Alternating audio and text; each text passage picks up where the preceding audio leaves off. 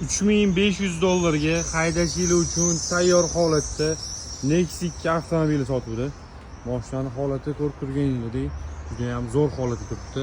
Hadovoylarida, korobkalarida hech qanaqa ishlar yo'q ekan. Yaqinda kazini, displeyni, vijimnoylarni bilan polni hadovoylarni qilib qo'yilgan ekan. Bemalol kelib ko'rib, haydab ko'rsanglar bo'ladi.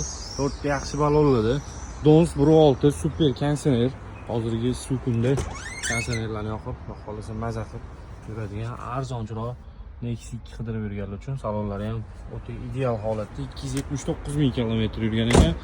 Umuman mashinaga gaz qo'yilmagan ekan, faqat benzinda harakatlangan.